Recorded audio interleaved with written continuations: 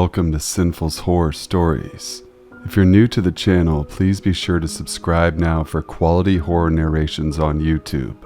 Please hit the thumbs up button and make sure to hit the bell so that you're notified of my new weekly uploads. Comment below and introduce yourself, and I will be sure to respond. If you want to be featured on an upcoming video, email me. My email will be in the description box below as well. Sit back, relax, stay sinful. I shared an apartment with my best friend Claire when I attended college. She also went to the same school but dropped out to become a poker dealer across state lines.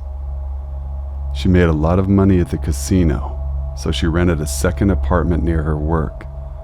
She decided to live with me 3 days a week, spend the next 4 at the casino. One Thursday afternoon, I came home utterly spent from working non-stop on school projects that required hours of intense focus and demanding physical labor. At only 4:00 p.m., I put on my PJs, a tank top and boxer shorts. I grabbed a blanket and a pillow and then headed to collapse on the couch.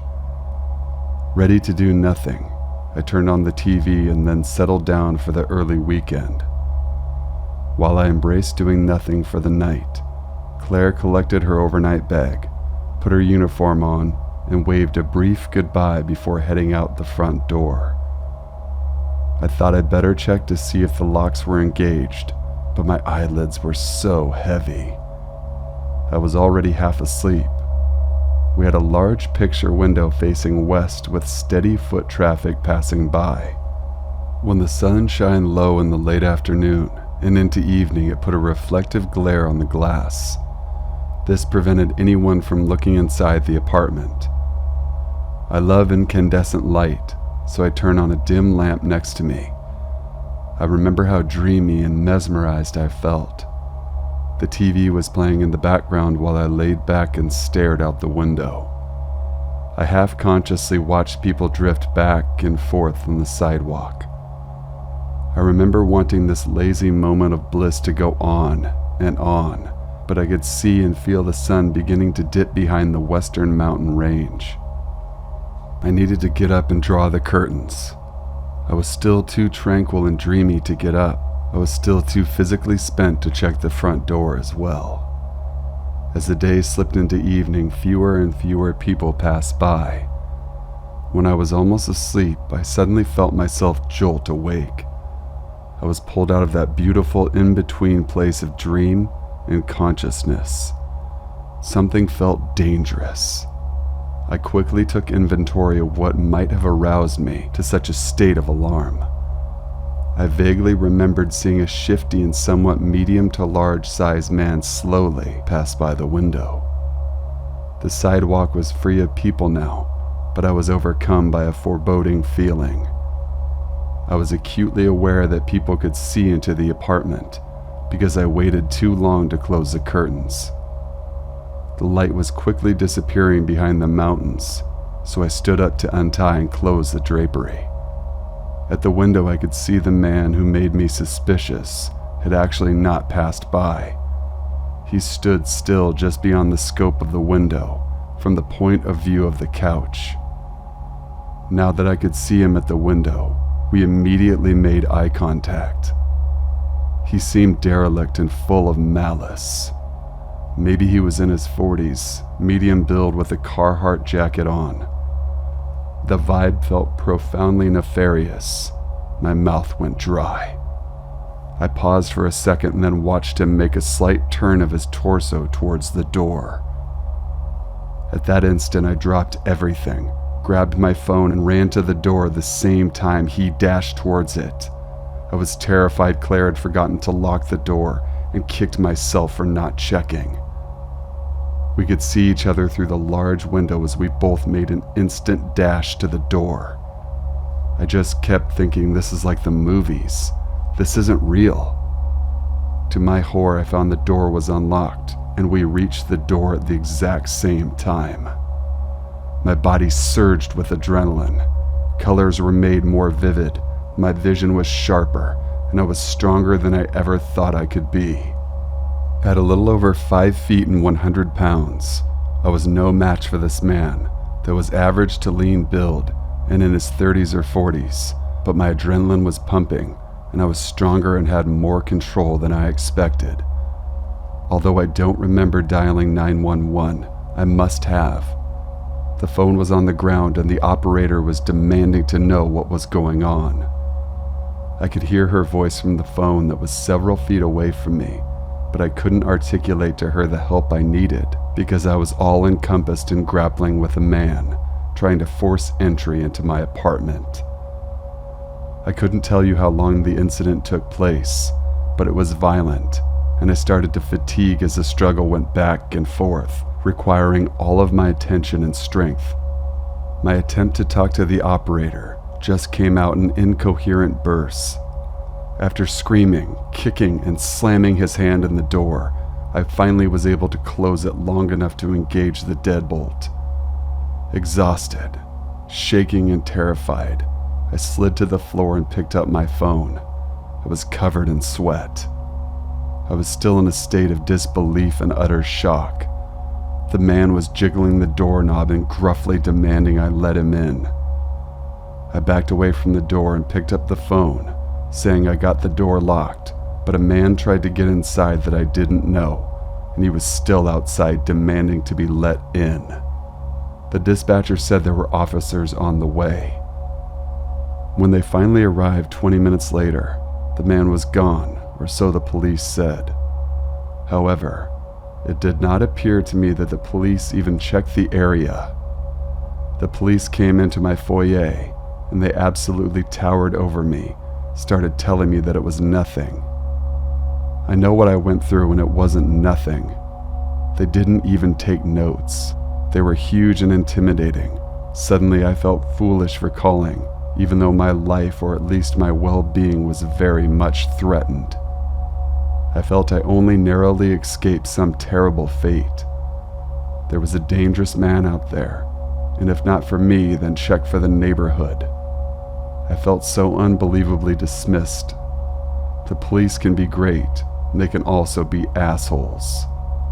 No telling who you'll get when you call. Always double check to make sure you've locked your door.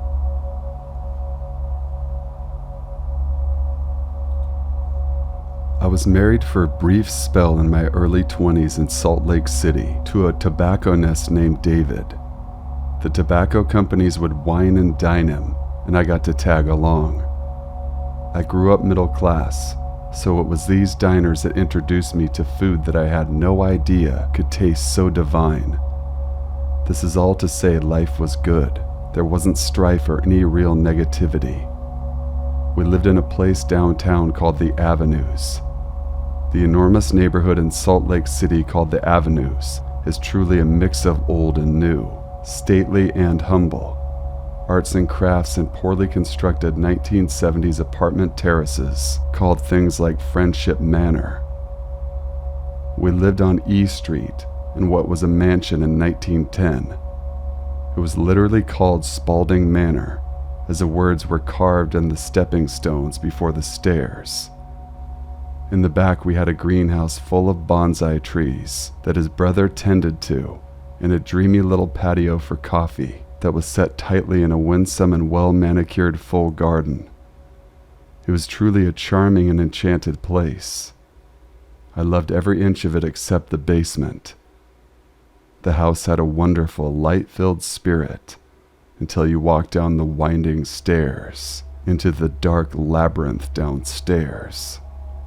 I've heard people say they could feel something staring at them, and I would try to recall from personal experience what they meant, and I couldn't until one day I swept away the cobwebs and uncovered the suppressed memories of Spaulding Manor, and it was truly a horrific basement, and I was finally able to emphatically relate to how they felt. All those years back when we rented Spaulding Manor, I worked in a high-end furniture shop refinishing and distressing contemporary and vintage furniture. We never restored it to its original state, unless it was Danish minimalism made of maple or oak, or something like that, but otherwise we'd get creative and bring new life into boring or forgotten pieces. I bring this previous job up because in the basement of Spaulding Manor, there was 100 years of abandoned furniture stacked to the ceiling and packed to the gills with untold spoils, but even with all my exuberance and uncontrollable prickles of fear.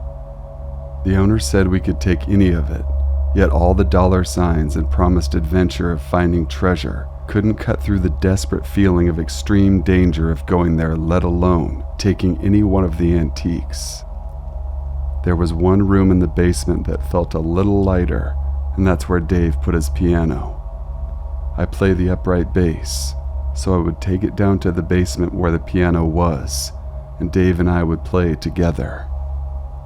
He had nice recording mics set up so we could record our music together. I still don't like the basement, but despite feeling like there were eyes on me, I felt pretty safe in the piano room where there was a window and light streaming in from the outside. It must have been October because the light was fading fast and the basement was getting colder. I usually kept my bass upstairs in the winter and by the piano in the basement in the summer. I would sometimes go alone into the basement to record my playing. This would help with practice and help improve my playing by listening to my recordings. Now, I know how crazy what I'm going to tell you will sound, but it did happen, and later Dave would bear witness to my experience. One evening in October, I went downstairs to play my bass and record it. I had 2 mics set up and played for a straight 20 or 30 minutes.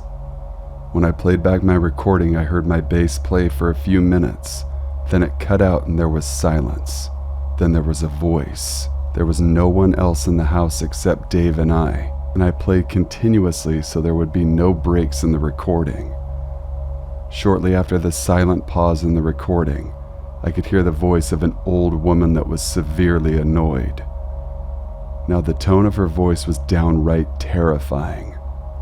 It was pinched with a rage and hate, even though it tried to sound contained.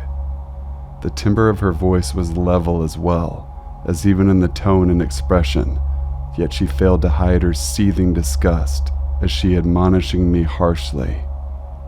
You need to accept Jesus Christ as your Lord and Savior. Each of her words were vexed with contempt, betraying any helpful instruction, as every word was meted out with revulsion and odium. I dropped everything, yelling back at her, "Lady, you need to find Jesus." Wasting no time, I spoke as I skipped stairs, running as fast as I could back towards Dave. Dave was not rattled, and barely interested in my feverish attempts to explain what happened. He eventually went down in the basement with me to investigate, at my incessant begging. In the basement, the recording kept going, was now playing the music I had originally expected to hear, that I previously recorded without any foreign voice interrupting. He stopped the music and went back to the beginning. To my continued amazement and shock, he too heard what I originally heard, the same nasty voice pedantically preaching to me about Jesus. However, amazing this was to me, Dave was not mystified, nor was his interest aroused. To the contrary, as he was inclined to believe I picked up a rogue television or radio wave. That doesn't explain why the recording of my bass stopped, however. Regardless of what he tried to explain away, I knew it was not of this world. I have no idea why I was spiritually reached out to and admonished so sternly with what should have been a peaceful message. If anyone is inclined to think that way, but I was reached out to and I felt like it was more malicious than anything. I am fond of many religions, and I personally have a strong moral compass that despite not believing in a punitive universe, I still abide by it. This entity felt dark, and I do not find Christianity inherently dark. I believe many of its tenets to be worthy of merit. I do not believe Christ in his name would send vitrolic spirits to punitively share his gospel. I think this spirit was lost and bitter. I think they refused to relinquish life and were envious of life. I did not feel this spirit anywhere else in the house. The house felt so light and full of spirit light too. The garden felt healthy and there was a greater sense of joy there than any other place I've ever lived. It was just the basement, and particularly the area where all the antiques and antique furniture was that felt cold and hostile. I'm just so glad I listened to my instincts and never set foot in that quadrant, despite the call of many spoils and the adventure of lost antique discoveries. After hearing my recording interrupted by a malicious spirit, I just kept away from the basement from that point on. I was happy I listened to my gut, lest I had invited it into other areas of the home by exploring and plundering the antiques she seemed to lord over. The basement holds some kind of strong darkness I never want to encounter again. It's been years since I've lived there or even talked to Dave. I still drive by Spaulding Manor once or twice a month.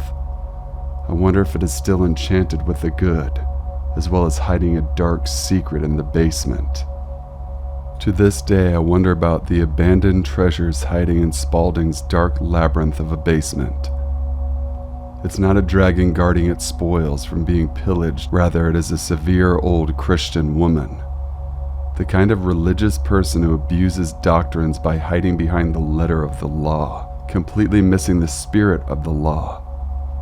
This allows a monster to grow in the dissonance between the letter of the law and the merit or intention of gospel. All of this gives way to a twisted interpretation of doctrine that is then fueled by fiery entitlement and indignation. To me, that's a lot scarier than a dragon any day.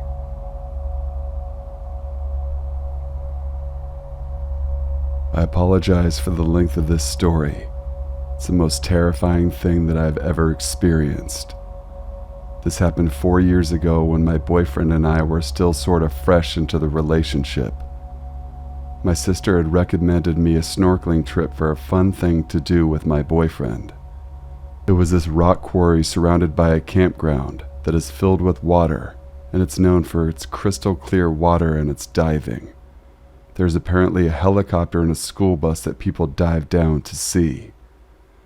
My boyfriend and I decided to go camping there for the night.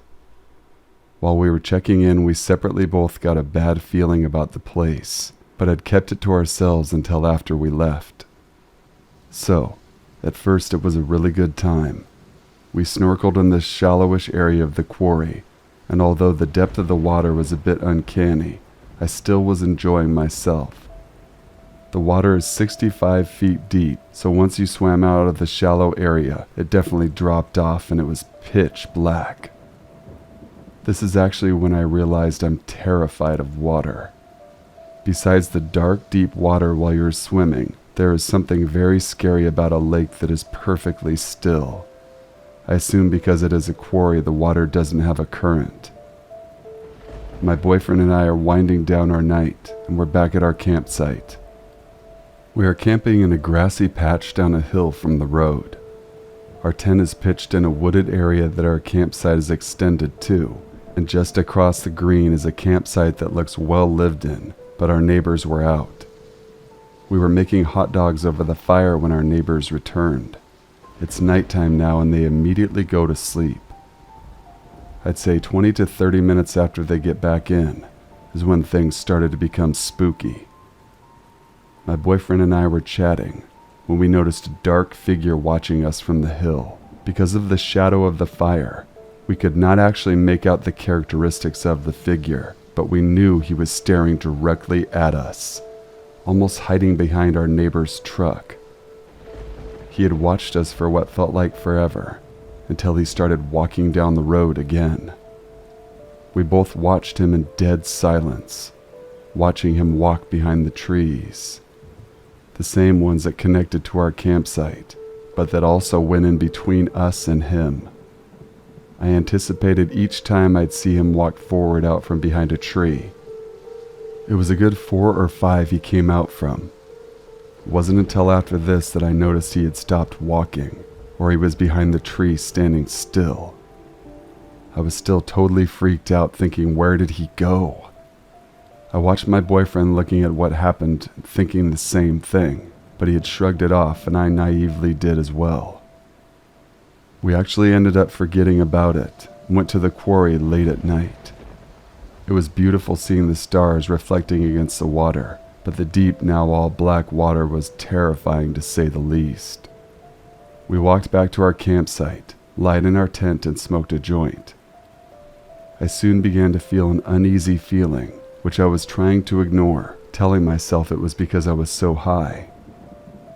After some silence between us, my boyfriend says to me, "Do you feel like we're being watched?" I said, "Why would you say that?" half joking but full serious that I was scared. My boyfriend wanted to get out from the tent, so we were standing by a car, and I got this stupid idea that being in the middle of the field that's in the middle of the campground is the safest place for us. My logic being if someone was going to come up at us, we'd at least be able to see them coming. So we're in the middle of this field when we see a similar looking shadow figure from earlier staring at us. He must have been about 20 yards away. We both notice him while walking, and he's walking in the same direction as us. We change directions, and so does he. We tell one another if we change again and he does that too, that we're booking it to my car. When we change, he follows, and we book it to the car. I watched him from my seat as he slowly walked back into the darkness while staring in our direction. My boyfriend at this point says to me, "Let's get out of here." I agree, but all of our camping gear is outside. We quietly get our things together, not trying to freak the other one out. The weirdest part of this story, in my opinion, is the next part. My headlights weren't working, and there was a weird fog over my windshield that didn't go away, no matter what I did. We had to drive out of the woods with only low beams and a strange fog over the window. We could barely see, but we got out of there. Weirdly enough, the fog went away as soon as we hit the gas station. We got home around 1 at night. I told my father the story the next day, and he said he's glad we got out of there, or else we could have been murdered. 2 people have died at this campground while snorkeling, which I find out after I got home. My boyfriend and I think it was either a person trying to kill us or a Wendigo. We've kind of settled on the Wendigo, because what happened was so unexplainable to us. Thanks for reading. Many years ago, as a teenager, I struggled with severe depression. I refused to take medication and tried all kinds of alternative therapies and approaches to alleviate the horrific disillusionment I relentlessly felt, but I'm sure you can guess that nothing worked. My mother was always trying to get me to take medication, but I refused, so it was surprising to me that she recommended the rapid eye movement therapy, or I think it is now called EDMR, that I believe stands for eye movement desensitization and reprocessing. The whole idea of EDMR is based on the direction our eyes look when we recall things. So by directing where the eyes go, the client can directly access traumatic memories and then process them. Most practitioners now use their hand or a laser pointer and ask you to follow movements, all back and forth. My practitioner used a wand kind of like the wand of a choral or music director would use. She also had me rapidly open and close my eyes, as I followed with my eyes and attention the direction of her wand, up and down, side to side, and so forth.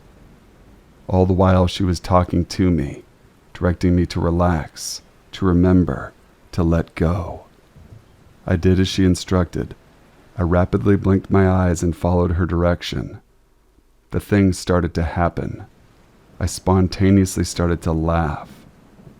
I apologized but continued to laugh seemingly against my will. Then I quietly teared up. There were no memories, just strong emotions. So strong I couldn't hide them. As she kept pushing forward, her voice grew more distant, and I tried to stay present, but I told her I needed to sleep, that I desperately needed her to stop. I have never had a more powerful need to close my eyes and sleep than I did at that point. She nevertheless preserved and insisted I not close my eyes, and that I keep blinking and following the movement of her wand. It started to get dreadfully painful to continue, despite her continued command that I participate. It became harder and harder to blink my stiff and tired eyes, and not fall backwards into oblivious exhaustion. She could see me falling asleep and ramped up her commands more aggressively, more insistent. I stay present and on task. The whole tenet behind the movement in the eyes is to access traumatic memories for the purpose of processing them. I could not continue with this process, no matter my desire to participate. I could feel my body shutting down, and then things went blank. Everything went dark, and I'm still not sure for how long. My next memory was my EDMR therapist crying and almost screaming, "In the name of Jesus Christ, be gone!" on repeat. As I began to wake and become more aware of my surroundings, I could see how disheveled and disoriented my therapist was. I asked her if she was okay, but she clearly wasn't. I asked her what happened. She said I kept saying, "I can't do this. I need to sleep." She kept pushing me to continue and finish the session. At some point after her continued attempts to keep me present, I simultaneously arched my back so the top of my head was on the table while I let out a deafening wail or scream. She insisted that I broke her wand in half, but I wasn't conscious enough to investigate whether or not it was her sudden increased grip of her wand from a startle response that broke it, or if it was indeed broken in the way that would suggest something other than herself had snapped it. I do have a faint memory of arching my back, but no memory of screaming, let alone a deafening scream. She clearly thought I was possessed. I have little knowledge of that subject, so I have little to say about it. It does concern me, however. It concerns me for different reasons, though. I think the mind is very powerful and the subconscious extremely powerful. I'm worried that my mind found a way to stop the session, because there's trauma my mind does not want me to be conscious of. I ruined that poor lady, though. I hope that if this work is her passion, that she is able to demystify the experience so she's not worried about clients being possessed. Or maybe she can just come to terms with having to deal with the sprites and homunculi that lurk around all of us. I was groggy and slow to come back to consciousness. I had a bunch of questions, but I was told to leave and never return. I wish I had more information about what actually transpired. I must confess I don't believe I was possessed. However, I do wonder what's lurking around my subconscious that's so awful my subconscious would pull an Emily Rose on my therapist. Shortly after this grasp at alternative treatment of my overwhelming depression, I took medication, and within days felt immensely better. It's all alchemy. It's all still a dark science. I can only hope the side effects will not be too grave in the end. So, to preface this, I would like to state that this story is probably going to read like the plot of a campy 1980s horror movie, and is going to be very long. However, this entire story is true. If not from being 5 miles from cell reception and the way the story ends, there would be a police report for verification. I will be changing names, locations, and some details in order to protect the privacy of the innocent. A buddy of mine and I try to camp twice a month now that I have a vehicle that can be trusted to get to some of the more remote areas of our state. We planned a camping trip for the past weekend, 2/18/21 through 2/20/21. We chose a fairly remote location we had been to the previous weekend. The previous weekend, we were the only people we'd seen within 1 mile of our camp spot. Friday night, we got there and set up. This story takes place Saturday night. It's about 9 p.m., so the sun is long gone and the moon hasn't quite risen up yet. It's pitch black out other than our fire that lights up the night sky. Suddenly, we hear a man screaming. We listen intently, silently sharing an anxious look. At first, we're hoping it was someone drunk and having a little too much fun, but it quickly becomes obvious this isn't fun party screaming. It isn't even like he's hurt. It sounds full of despair, anger, and anguish. I'm going to take a moment to remind you that this is at 9 p.m., pitch black night in the middle of nowhere, 5 miles from the nearest cell phone tower. We hadn't seen anyone in hours. The screaming continues for what feels like hours, but was probably about 5 solid minutes. We had no idea what to make of it, and started feeling extremely paranoid. We gathered up anything remotely close to a weapon and tried to come up with explanations of the screaming while keeping our eyes on the forest around us. After about 15 tense minutes of fear-induced paranoia, I nearly fell out of my seat as I watched a flashlight and lantern slowly enter our camp. I greeted the stranger with a basic, "How's it going?" before he was even lit up by the fire. He responded quickly, but flatly by asking if we could do him a favor. "That depends on the favor," my buddy and I said in unison, obviously tense, holding our weapons close to us. The stranger proceeded to ask if he could hang out for a second by the fire. Given the 2 of us and 1 of him, plus our myriad of weapons gathered from around camp, we decided to agree and let him hang out. After a short second of awkward silence, I ask him what the hell is going on. He proceeds to tell me and my buddy that he was camping down the trail with his buddy and that his buddy had snapped and tried to kill him. "Wait, what?"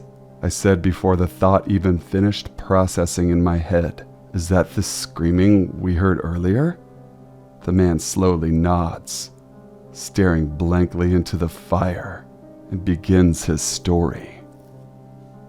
"We were just hanging out, man. We came up earlier today, and my buddy just freaked out. He started screaming, and just wouldn't stop. Then, he attacked me. He lunged at me, and I told him just to back off and chill, you know? Well, he kept coming after me, and it started getting pretty violent, and I'm pretty sure he was going to kill me, so I grabbed my car keys, the lights, and ran. I don't know what to do, man. He chased me when I ran, and I don't know what to do. We don't have firearms or anything, but we do have a hatchet." My buddy and I look at each other for a second, completely astonished. Then something horrible dawned on me. "Wait, he chased you? Like he's on his way here, right now?" The man just slowly nods in reply, and right on cue, like some terrible horror movie come to life, we hear screaming from maybe 30 to 40 feet from our camp, down on the main trail. "I just want your fucking balance, Gary. I want your balance, Gary. Gary, where are you? Where are you, Gary?" I'd never in my life heard a man scream like this. I've never heard anything like it in my life. It was brutal, guttural scream that was shrill to the ears yet deep in pitch.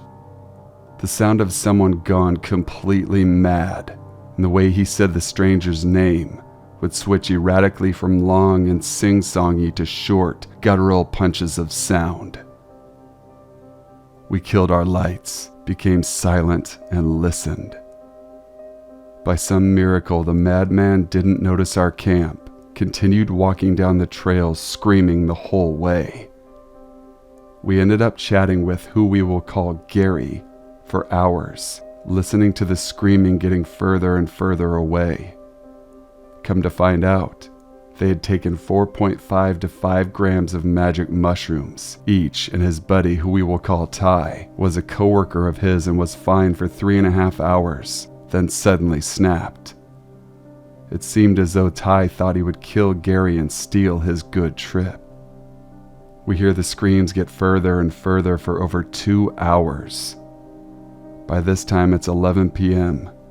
The moon is starting to come out, and it's below 30 degrees Fahrenheit. Ty had no jacket or flashlight according to Gary. My buddy and I are way too drunk to drive out of camp to get cell service, as it was snowy and icy, and required 2 to 3 miles of highway driving after getting off the trail, and Gary was still lightly feeling the effects of the weed and shrooms. We had to make the decision to let the guy wander, hope he sobered up and could find his own way back, and he did. Oh, he did, right into our camp. We hear yelling after about an hour of no screams, maybe 30 feet from the camp again. "Hey, help, please help me, I'm lost." And we can tell the man's walking from the woods into our camp.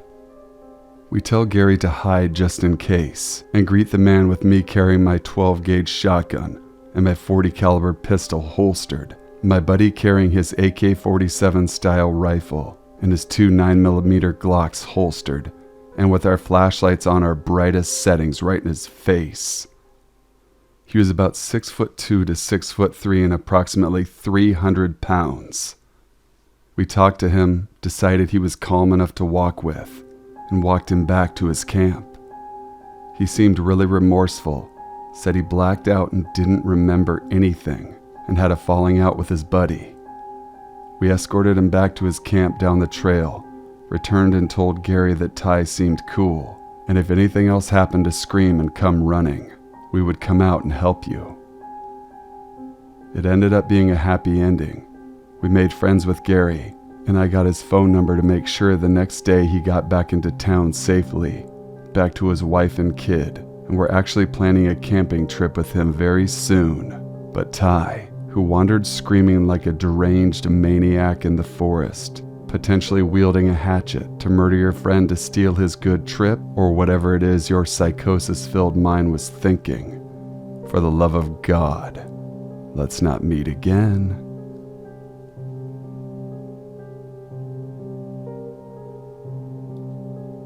For context, my mom at the time was working 40 to 50 hours a week, so while on vacation from school, I was responsible for watching my younger sister. I was a high school junior at this time and had babysitting experience, so I decided why not. I didn't get paid to watch my little sister, but she was a relatively good kid, so it wouldn't be a hassle. Before my mom went to work, she gave me the normal rules, told me to make sure I keep an eye on my little sister. I shrugged her off and sat on the couch to watch some TV. My little sister raced down the stairs 15 minutes later and asked me if she could go next door to collect some old dolls our neighbors promised her. It was a sweet old lady who was about 65 and had grandkids me and my sister's age. I told her yes and to be back in 5 minutes, to which she put on her sandals to retrieve the dolls. At this time, my little sister had a habit of leaving the door open. I didn't mind most of the time because it was hot and we lived in a safe public neighborhood. There was slim to no crime in our neighborhood and everyone knew everyone else. That being said, if you do something bad, your parents will know about it within 1 hour. I know you're reading this and thinking how dumb it is to leave the door open, but like I said, we lived in a public place. While my sister was next door, I decided to use the restroom. We have 2 bathrooms, 1 half bathroom downstairs for guests, and 1 full bathroom upstairs. While I was in the bathroom downstairs, I could hear my sister slamming the door closed and walking up the stairs to her room. I finished up, flushed, and washed my hands, then sat back on the couch to watch TV. Curious to what my sister got, I called her name. No answer, just a muffled rustling of toys. I decided to leave her alone and turn my attention back to the TV. I was so into the show I was watching, I didn't notice my little sister standing across from me. It didn't click for me that I hadn't heard her come downstairs. I just stared at her, annoyed that she kept staring back at me. I paused the TV and asked her what she wanted. She looked at me wide-eyed and told me someone was upstairs. I laughed at her and told her that wasn't funny. She was visibly scared. I thought she was joking. I asked her if she came back home a few minutes ago and she said no. She said the door was closed and pointed to the disregarded box of dolls by the back door. I walked into the kitchen, called my dad to come over, grabbed a big knife from the kitchen drawer. I walked back into the living room and told my sister to go into the bathroom and lock the door behind her. I told her not to open it until I told her, "Mom's home," so she would know it's me. I crept up the stairs and peeked into each room until I got to my little sister's door. It was cracked open and toys and clothes now littered her normally organized room. I didn't wait. I kicked open the door and flicked on the light. My blood ran cold. In my little sister's rocking chair sat a little old woman rocking back and forth with a plastic baby doll in hand. I stepped further into the room and demanded she get out of my house at once. I wasn't raised to curse at adults, but this was a strange woman in my sister's room. She stopped rocking and started to hum to the tune of a baby lullaby. The most terrifying part wasn't that she was pretending that the baby was real. It was the unnatural smile stretched across her wrinkled face. She stood up and giggled on the way out and down the stairs. I stood there staring at her room, trying to see if anything was missing. I didn't even notice that she took the doll with her. I walked back downstairs and checked the room before letting my little sister know she could come out. By then my dad was pulling up in the driveway, and I told him what had just happened. He walked around and checked the rooms like I had. While he was upstairs, my little sister told me that the lady knew where she had been and tried to get her to come with her. The creepiest part was my sister told me she sounded like she was attempting to sound like me, but when she didn't say, "Mom's home," she stepped away from the door. I don't know who that was that walked into my house to steal my little sister's doll or my little sister, but let's never meet. So this happened to me and my little brother, we'll name him Dylan for confidentiality purposes, when we lived together a few years back. I was a 25-year-old male and my little brother was 19. We were just relaxing playing some Halo 3 on the Xbox, smoking a bowl, just being bros. It was a Saturday night in the midsummer of 2009. We lived in a quiet neighborhood. Neighbors were just far enough apart you had privacy, and they never got into your business. But we all knew each other, as our parents lived in the houses for years, and they were our childhood homes. When my parents retired, they moved off and left the house to us, so we never had to worry about a roof over our head. Now, our house is at the end of a cul-de-sac with a garage door to the right, and our front door is up 4 steps to the left of the window, between our garage door, but from our kitchen you can see straight out when the curtains are open. The particular night, however, would grow to haunt me and my brother to this day. After a few hardcore hours of gaming, it was 3 a.m. My brother would need to get up to stretch his legs and relax his hands. He went downstairs to grab some water and a snack, when suddenly Dylan comes running up the stairs and locks the door, freaking the hell out. I look at him, confused as shit, barking, "Bro, what's wrong? What's wrong?" With a pale, ghost-white face, he looks at me and says, "There's a guy on the porch with his hands cuffed to the window, smiling from ear to ear." Then we hear 5 knocks at the door. We froze in our tracks, backing slowly away from the door. I got under my bed and grabbed the machete and bat I keep. I give the bat to Dylan as he's taller than me and has longer arms to be more beneficial to him. We tiptoe back to the bedroom door and unlock it. We crack the door open just enough to see out. Then suddenly the man knocks over and over. Before you know it, he had knocked at least 30 times, and then it just stopped. I told Dylan to grab my cell phone and call 911. He did, and dispatch sent officers our way immediately. While on the phone, the man went around the back of our house because we heard screaming coming from the backyard. The man was there, just looking at the bedroom window with that creepy-ass smile. We just stayed out of the line of sight, peeking from the corners. Suddenly, the man takes off in full sprint and threw himself into our back door. We yell, "Oh shit, he's trying to break in our back door," to the dispatch officer. She tells units to step it up as he's trying to make entry. We hear the sirens closing in faster and faster as the man continues to bash himself into our door. On the third bash, we hear the door crash open. We stay as quiet as possible, listening to things in the kitchen being smashed to hell, and the man yelling, come out, wherever you are." I whisper to dispatch that he's downstairs in the kitchen. She tells officers he's made entry, and one unit said he was close. We ready our bat and machete as we hear footsteps creaking up the stairs. Then blue lights can be seen illuminating the house as we hear police come out with your hands up, make your presence known. The man books it down the stairs and gets tackled by an officer and handcuffed after a bit of a struggle. We came out when the officers cleared the house and made sure it was safe. The man was high on meth, just looking to rob us to get another fix. We're so thankful the officer arrived when he did. We thanked him until the time he left.